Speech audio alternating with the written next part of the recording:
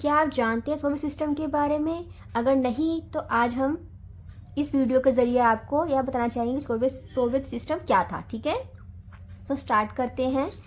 The union of Soviet socialist Republic USSR was formed after the socialist revolutions in Russia in 1917। पहले तो आप ये जानें कि USSR की फुल फॉर्म होती है union of Soviet socialist Republic. ठीक है, was form after the socialist revolution. ये समाजवादी क्रांति के बाद रशिया में इसकी स्थापना की गई थी। ठीक है, समाजवादी क्रांति के बाद।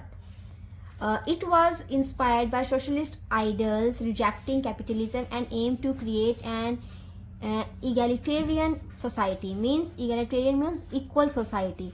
ये कह रहे हैं कि यहाँ लिखिए, हिंदी वाले देखें, सोवियत समाजवादी गणराज्य संघ, USSR की फुल फॉर्म होगी सोवियत समाजवादी गणराज्य संघ। इसकी जो स्थापना थी 1917 की रूसी समाजवादी क्रांति के बाद हुई थी। यह प्रणाली समाजवाद के सिद्धांतों पर आधारित थी। समाजवाद के सिद्धांत उन पर बेस्ड थी, जो पूंजीवाद के विरोध में और एक समानतावादी समाज बनाने के उद्देश्य से थी। इनका उद्देश्य क्या था कि पूंजीवादियों का विरोध करना, मतलब अमीर वर्ग का विरोध करते थे, और जो समानतावादी में सबको इक्वल समझते थे कि सब सारे समाज में सभी को समान समझा जाए। इस उद्देश्य से ये उद्देश्य था उनका। ठीक है, समाज बनाने के उद्देश्य से थी, इसलिए इनका रोल यही था कि एक समानतावादी समाज की स्थापना की जाए। ठीक है, अगर हम इसके विशेषताओं की बात करें तो हमारा पहला आता है, की फीचर है पहला हमारा, one party rule. The communist party had total control, no opposition was अलो।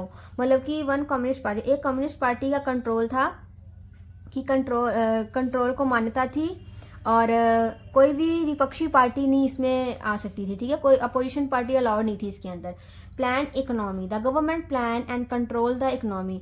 सरकार क्या करती थी, सरकार प्लान करती थी और कंट्रोल करती थी उस सारी इकोनॉमी को, सारी अर्थव्यवस्था को। ठीक है, state ownership, all land and resources were on by the state. जो भी सब लैंड थे, जो रिसोर्सेज, जो साधन थे, वो स्टेट के द्वारा चलाए जाते थे। ठीक है,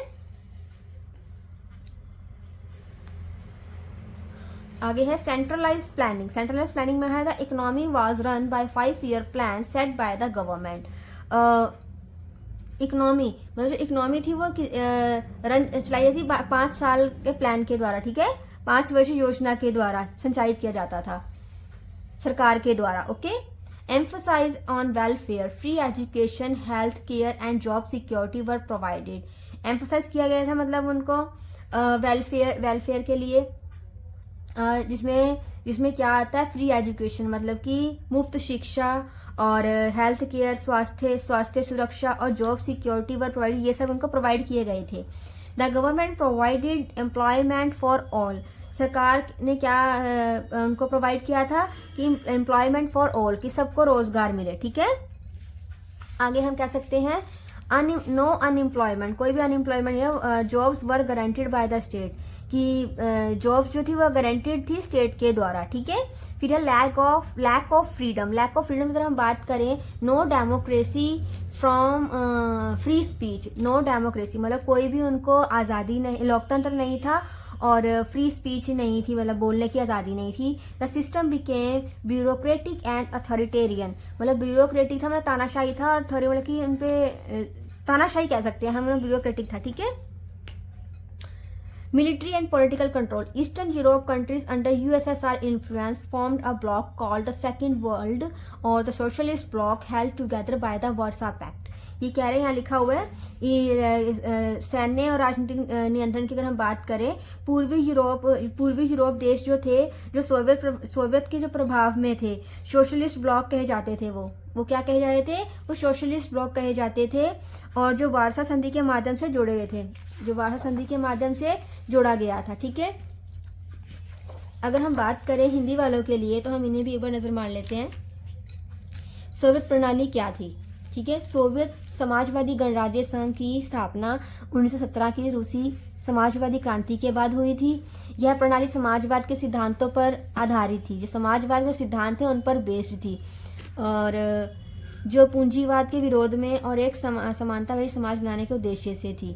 इनका मुख्य विशेषता ये थी, पहले था एक दलीय शासन, जिसमें केवल कम्युनिस्ट पार्टी को मान्यता थी, कोई विपक्षी पार्टी नहीं थी।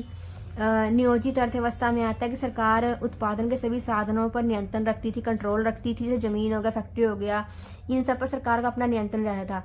राज्य का स्वामित्व निजी संपत्ति नहीं थी, किसी निजी संपत्ति नहीं थी, पर्सनल थी, सब कुछ सरकार का था। ठीक है। केंद्रीकृत योजना की बात की जाए, अर्थव्यवस्था को 5 वर्षीय योजनाओं के जरिए संचालित किया जाता है। 5 वर्ष की योजना के दौरान जो अर्थव्यवस्था थी उसको चलाया जाता था। सरकार शिक्षा, स्वास्थ्य सेवाएं और नौकरी की गारंटी, इन सभी कल्याण पर जोर देती थी। राजनीतिक स्वतंत्रता का अभाव, मतलब जो राजनीतिक स्वतंत्रता थी उसकी मतलब कमी थी। लोकतंत्र और अभिव्यक्ति की स्वतंत्रता नहीं थी। ठीक है। और यह प्रणाली धीरे धीरे कठोर और नौकरशाही बन गई। यहाँ लिखा है ना, ब्यूरोक्रेटिक अथॉरिटी, मतलब कि नौकरशाही बन गई थी, और ब्यूरोक्रेटिक मतलब कठोर बन गई थी काफी। ठीक है। फिर सैन्य और राजनीतिक नियंत्रण, पूर्वी यूरोपीय देश जो सोवियत प्रभाव में थे, जो पूर्वी यूरोपीय देश थे ना वो सोवियत संघ के प्रभाव में थे, मतलब उसका उन पर प्रभाव था काफी। सोशलिस्ट ब्लॉक कहे जाते थे, वे क्या कहे जाते थे? सोशलिस्ट ब्लॉक कहे जाते थे। और वार्सा संधि के माध्यम से उन्हें जोड़ा गया था। उन्हें किसके माध्यम से जोड़ा गया था? जो पूर्वी यूरोप के देश थे, वार्सा संधि के माध्यम से उन्हें जोड़ा गया था। अगर हम बात करें आगे, हालांकि रूस सिर्फ एक गणराज्य था, जो रूस है वो सिर्फ गणराज्य था, लेकिन यूएसएसआर के अंदर उसका दबदबा अधिक था। लेकिन अगर यूएसएसआर के अंदर उसकी बात करें तो रूस एक काफी महत्वपूर्ण भूमिका मतलब कि रोल प्ले करता है। ठीक है। कई अन्य गणराज्य के लोगों को उपेक्षित और दबा हुआ महसूस होता था। जो दूसरे गणराज्य के जो देश थे वो रूस के अंडर अपने आप को मतलब कमजोर समझते थे, उसके अंडर अपने आप को छोटा समझते थे, दबा हुआ समझते थे। ठीक है। जहाँ लिखा हुआ है, although Russia was only one of the 15th Republic in the USSR, it dominated other, many people felt ignored and suppressed। ठीक है। आई होप आपको समझ में आएगा सोवियत सिस्टम के बारे में, और अच्छे से जानने के लिए हमारे साथ जुड़े रहें, बने रहें हमारे चैनल के साथ। Thank you.